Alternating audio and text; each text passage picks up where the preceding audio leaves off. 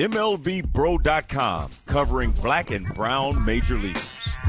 Joined right now by Bob Kendrick, the president of Negro League Baseball Museum. Great to talk to you as always, my friend.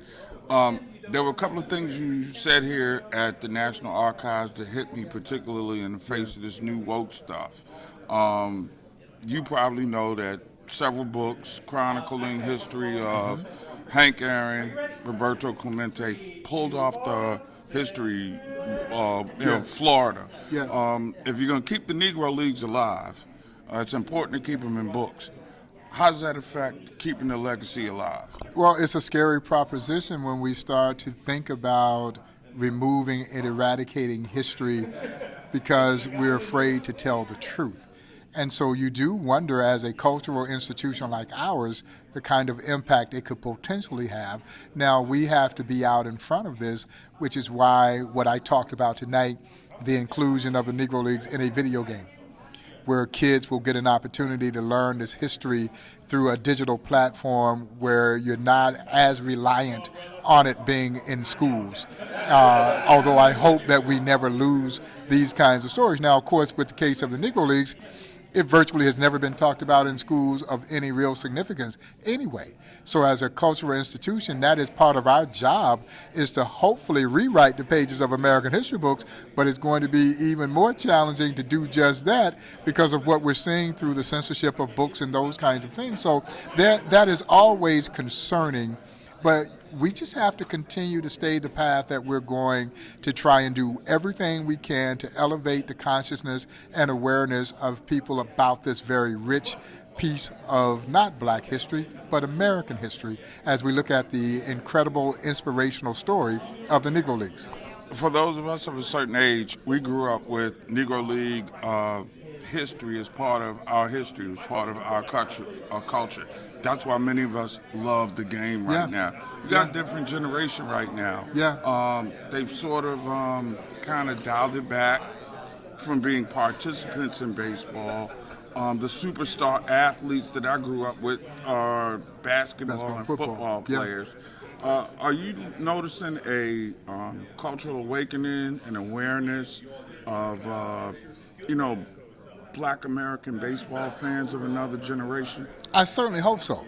And I just want to believe that the work that we're doing in Kansas City with the Negro Leagues Baseball Museum and all the innovative things that we're doing to try and give this history a mainstream voice is starting to resonate with a new generation who are now falling in love, whether it's through a podcast, whether it's through an animated series that we've done now with Major League Baseball, or through this video game, MLB The Show, with the inclusion of the Negro Leagues.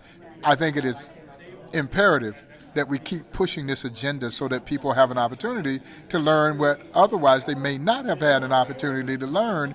And I think through that process, see the interest heighten in our sport. Because not only are we not playing, we're not going to the games either. And perhaps the two are one and the same. We're not going to the game because we don't feel like we see the representation of us. And so it's important that we have a basis to understand that we have a proud legacy in this sport. We really do. And not only did we play the game, but we own teams. And we were managers and coaches and traveling secretaries, team physicians. We did everything you could do in this game. And hopefully we'll get back to that by utilizing the history as this platform. Do you think we need more blacks in front office positions and away from the field, and that could have an influence on the game? Oh, there is no question that those positions of leadership, they're the ones who ultimately make the decision of who makes these teams and who don't make these teams. And so it is important that we see that level of representation. And while our primary focus has certainly been on the field, we want to take a more holistic approach and examine every aspect of the operations of our game. And so I not only want our kids dreaming of playing in Major League Baseball, but I do want them to understand what is required to prepare themselves for those opportunities to be executives and other very fulfilling roles within our game itself. And the Negro League Baseball Museum plays a role in that also. Talk, before I let you go, about this particular exhibit, before 42. Oftentimes, Negro League is dwarfed, much like African American history is, into one or two beings. But what do you think is the ultimate impact, or what should be the resonance from this story? That we have a very proud legacy in this sport, and that there were great African American, Hispanic baseball players who were, I guess you could say, relegated to playing in the Negro Leagues because they couldn't play in the major leagues. But what we talk about it from the position of the fact that you won't let me play with you, I create my own. And as I remind people, that is the American way. And so America was trying to prevent them from sharing in the joys of her so-called national pastime. But it was the American spirit that allowed them to persevere and prevail. And I really do believe that is why people fall in love with the story once they are introduced to the story. As my late mother would say, you don't know what you don't know. But thanks to an edifice like the Negro Leagues Baseball Museum, we are creating avenues for people to know. And then once you learn about this, man, what's not to love about it? Baseball's a great game. It's more than just a game. It's a love affair.